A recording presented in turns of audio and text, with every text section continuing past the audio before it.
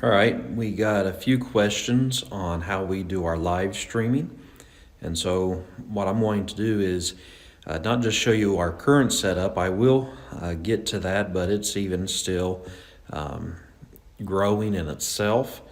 What I want to do is show you a little bit of my journey with live streaming. And so here are the basic three parts of that journey.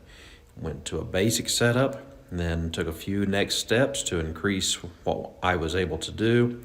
And now we're getting into some more advanced things, and that's where we're at right now. So here's a few things that we do for our live streaming here at the church and where we're making our next steps. All right, so in our booth we have coming in from our main internet, or our main internet comes into our church office, which is probably about 40 feet from where I'm sitting in the sound booth. It's coming across the sanctuary on the complete opposite end. So I had to run about 100 feet of cord from that entry point around the walls and up over a door frame to get to this switcher, which is what I have here on the bottom. This is an 8-port switcher, and the internet's coming into that. And from that, we also run a little bit of our systems here and to our other power ports. Right now I just have this Apple Airport Express running into it, and that is sending out a Wi-Fi signal that is dedicated. We have another router that we use for some of the other computers, different things, but what's coming out of this one router is dedicated only to the live stream.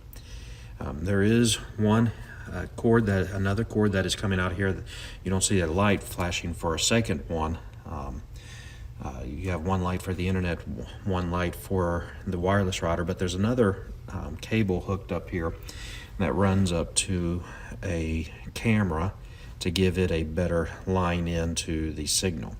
And so that's a little bit of the internet here. I've worked with Wi-Fi. It does good. If you've got a good signal for some reason where our location is, my signal drops down on my phone, and we're right in Columbus. So when it comes down to it, I'm going with the hardwired right into the internet every time in order to do this. Okay, so one of the first things that you will also need for a most basic setup to make you have a more professional live stream is some type of tripod. Right now I'm using my iPhone, and you have it sitting on top of the tripod, and that's on top of my desk, or you can just get a typical photo a camcorder or camcorder type tripod as well.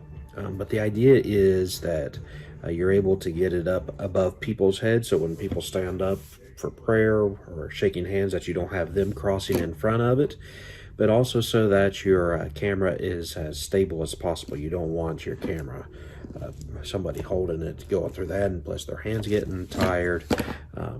You want the camera as stable as possible.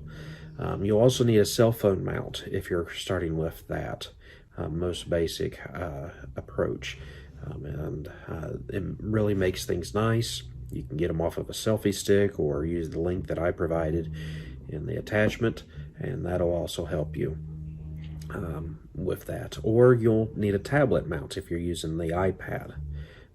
If you're using an iPad Pro, then a tabletop tripod might not be quite big enough to hold it. The iPad Pros are about, you can get them up to 12 inches, about like holding a computer up in the air. So that might not help. So once you've got internet, a good connection, you have your cell phone, you have your Facebook Live or YouTube account, you've got your tripod. The one last thing that will really improve a basic setup for live streaming is the ability to get a good audio. Sometimes the audio can be overdriven when you've got the music going. or maybe not loud enough, or maybe you've got a lot of ambient noise, people, maybe children talking. I've got my son coming in the room, so you hear that ambient noise. I don't have it plugged in because I wanted to show you, but I use, for just the phone going into it, is the iRig 2, and this can help quite a bit with that. This in will go into your phone or phone jack. It does have a way of monitoring or passing through signal if it's using a guitar or something. You can monitor the sound even with a headphone, but you plug in your feed from your mixer board. And later on in the video, I'll show you a thing that you can use to put this straight into your computer. I tried this straight into the computer, and it worked for a little bit, but you could hear some more static in it, and so I wasn't pleased with it. And so we went with, for the computer, a straight USB audio interface in. But for going straight into your phone or tablet, this is a must-have. This is a great tool to really clean up the audio. The only thing I will say is if you have somebody singing and they start using soundtracks during the live stream, you should be fine. But once the live stream is over, Facebook or YouTube might flag that content. So you need to watch out for that. Or what I typically did was only did the preaching, because when you live stream the music, you get into a lot of copyright issues. So typically just doing the sermons was enough. If you're interested in live streaming music, then you need to go to a website and get a CCLI license. There's two parts you'll have to have. You'll have to have the copyright part that allows you to use the songs in service. That's about $100, and then about another $80, $50 to $80 is a streaming license to be able to stream music. Even if you're not charging, Facebook will flag it. I'll try to argue with you, and then you'll always set yourself up for some other things later on. Once you have the basic setup, that's all you need to get started. However, I wanted even more control and possibilities with this. I first started with an app called Switcher Studio. A switcher is a hardware that you can get that allows you to use multiple cameras and then switch between which camera you want to use to get different perspectives and angles. Of course, I did not have the cameras, therefore I did not need the hardware switcher, but I did have some older iPhones and even tablets. So Switcher Studio is an app that allows you to use, I think it's around 8 different cameras. It's been a while since I've used it. So you can set up these 8 iPhones, iPads, or even Mac computers for your different angles and perspectives. What you do is you connect them to one Wi-Fi network, and they communicate with the Switcher Studio app that you have on another iPad or iPhone. And you'll have multiple grids that you'll be able to switch between the different views. You can put overlays like with your words and titles. So that's really nice for a lot of creativity while you're live streaming. But it was a monthly subscription, and so I moved on. All right, so kind of the last big step that I took was to purchase a camera that was made just for live streaming. And what I got was the Mevo. So this is a wide angle lens, so it gets a good about almost 160 degrees in front of it. So I'll share some video of what that has looked like. It is an optical lens, so it's not good for something that's got a distance on it. But if you are not afraid to put this in your front row, right in the center aisle, that works pretty good. I've seen them hanged off the ceiling, but who wants to get up on a ladder and reach to your roof the entire time? This little piece has about an hour. It connects only to an iPhone or an iPad. but it really does work good. You could plug it in, and that's what I did for a long time, and then I went and got what is called the Mevo Boost, and this is 2 reasons to get this. Is it takes your battery life up to about 10 hours. You can still run while it's working or running, but the other big thing is that you can plug it straight into an Ethernet cord, and that will charge this as well, so you can go longer than the 10 hours, but it gives you a much more reliable connection. But a great camera. They've got a newer version than this one out, and they got a more compact version out than this too. But we have this hanging up in the front of our sanctuary, and this is what we use right now to get our close-up shots. We have a webcam in back for a wide view in back, and then this to get the full platform. All right. So one of the things that we have running right now, as of our current system, is up here we have a mount over the rear entry of our door. Like I said, we've recently been doing this so the cord's not put away as nice and neat as we'd like to. But we have the Logitech web camera here. Very, very good camera.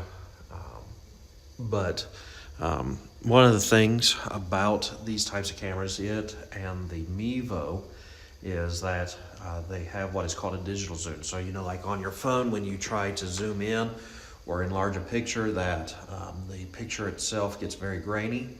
That's because it's blowing up the picture. So if you look around here where how far that is up there, it's about 80 feet to our to the front of our podium. Really can't zoom in. So this provides mostly to our setup here a very wide background view. I've only got the one camera running right now. Typically we would have our Mevo, and it's been running up here closer to the front. You can see just up here where we have it mounted.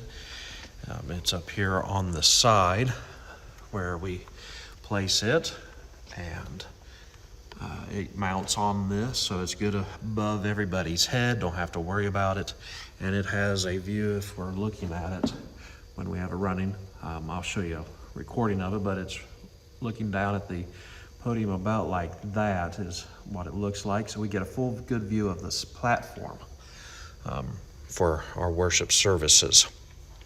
And that helps a little bit. Recently got a new camera that is a little bit more professional, and that's in the advanced steps that I've provided. I'm still waiting for one more piece, the video capture card, to get that. But the two things that I can still show you right here while we have this set up is the software that we use. This is VMIX. This is through the computer.